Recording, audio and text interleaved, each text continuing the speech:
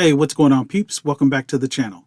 If you're new to the channel, we cover the backstories of comic book characters, especially those coming to or rumored to be coming to live action. So hit that subscribe button and turn on notifications so you don't miss out on any of your favorite comic book characters. Today, we're going to take a look at a character that I'm hearing is going to be the villain of the Moon Knight series. So, with no further ado, let's find out who is Sun King.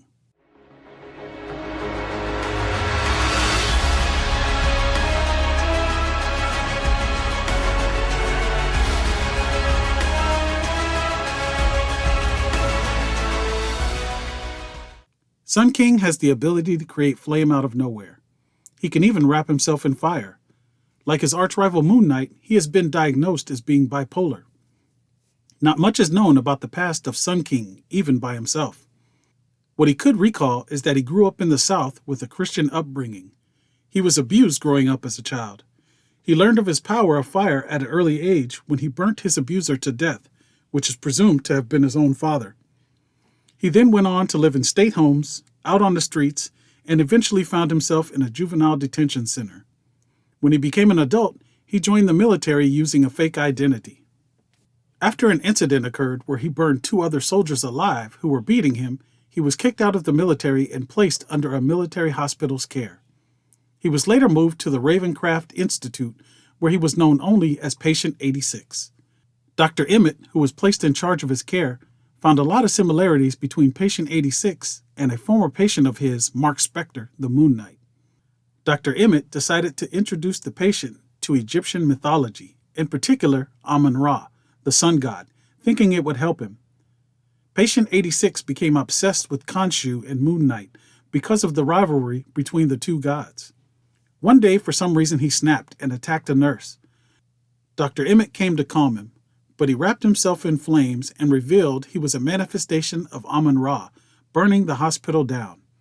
Emmett ended up the only survivor, but was badly burned.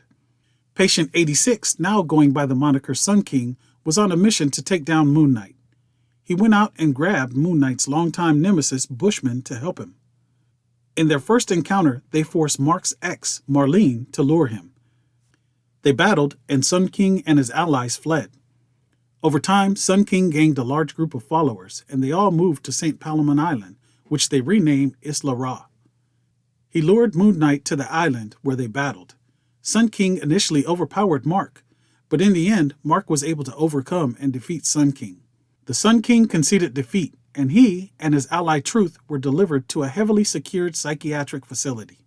At a later time, when the Sun King was broken out by the Société des Sadiques, which is French for the Society of the Sadistic, he was sent to take down Moon Knight. But Sun King had a change of heart and decided he wanted to use his powers for good. He allied with Moon Knight to take down the Society.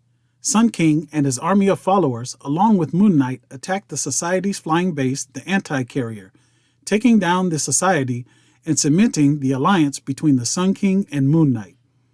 Mark then accompanied Sun King to a mental health facility where he voluntarily turned himself over. So what do you think about Sun King possibly being the main villain in the Moon Knight series? If you notice the trend, a character's first antagonist usually has the same power set and characteristics that the hero does. Well, let me know all your thoughts down in the comments, and as always, I appreciate you taking the time out of your busy day to stop by the channel and check out my videos. Please like, share, and subscribe. It really helps us out. We'll see you again real soon. I'm out. Peace.